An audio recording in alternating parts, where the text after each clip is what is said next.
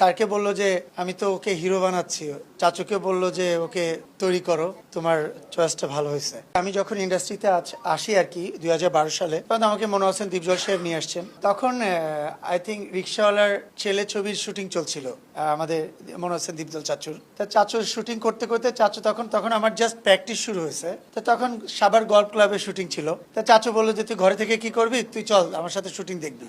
তা শুটিং দেখতে দেখতে তখন স্যারকে বললো যে আমি তো ওকে হিরো বানাচ্ছি, ও নেক্সট যে কোনো একটা নাম বললো আর কি। আমি তার জন্য ওকে হিরো বানাবো। পরে চাচুকে বললো যে ওকে তৈরি করো, আমার বিশ্বাস তোমার চয়েসটা ভালো হয়েছে, এই আর কি। বাট আমাকে যখনই এরপরে দেখা আমার সঙ্গে স্মৃতি খুব কম, কারণ কাজ করা হয়নি তো।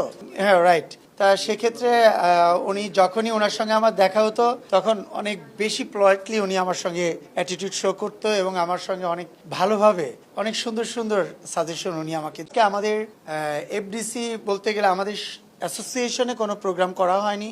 আমরা এটাকে একটু বৃহৎ পরিসরে করতে চাই, কারণ গত শেষ জায়েদ ভাই যখন আসছে তারপর থেকে আমরা একসঙ্গেই তো আসা।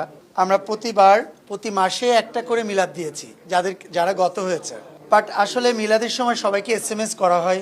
ইভেন ওই যাকে হারিয়েছি আমরা তার পরিবারকেও আমরা অনেক করে রিকোয়েস্ট করি, কেউ মিলাদে আসে না, কখনো আসে নাই গত 6-7 বছর 8 বছরে। তা যখন আসে নাই তখন আয়োজন করি অনেক বড় পরিসরে, আসলে হয় না। মিলাদে দেখা গেছে আমরা গুটি কয়েক মানুষ মিলাদ পড়ছি, দোয়া করছি। তাই এটাকে একটু চেঞ্জ করে গত বছর থেকে চিন্তা করলাম যে আমরা যাদেরকে হারিয়েছি প্রত্যেকের পরিবারকে নিয়ে একদিন একটা প্রোগ্রাম করব। এবং ওই দিন সারাদিন কোরআন খতম হবে, এরপরে দোয়া হবে এবং প্রত্যেকের পরিবারকে নিয়ে আমরা দোয়াটা অংশগ্রহণ করব।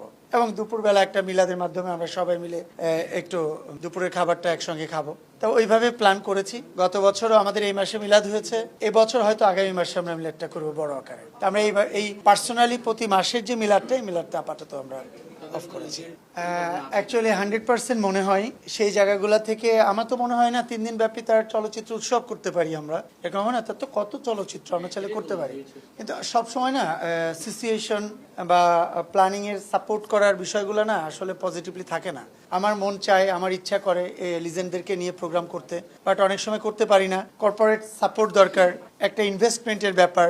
সেই ইনভেস্টমেন্টের জন্য আপনারা জানেন যে পৃথিবীতে কোনো প্রোগ্রামই পার্সোনাল কোনো ইনভেস্টমেন্টে হয় না, সেখানে কর্পোরেট একটা সংযুক্ত থাকে, সবাই সাপোর্ট থাকে, এফডিসির একটা সাপোর্ট থাকে। তা সবকিছু মিলিয়ে হয়তোবা হয় না, আমাদের মাথায় এটা আছে। আমরা খুব অচিরেই ইনশাল্লাহ এই টাইপের কি প্রোগ্রাম করা যায় আমরা ফুলফিল করে একটা ফাইনালি আপনাদেরকে নিয়ে বসবো।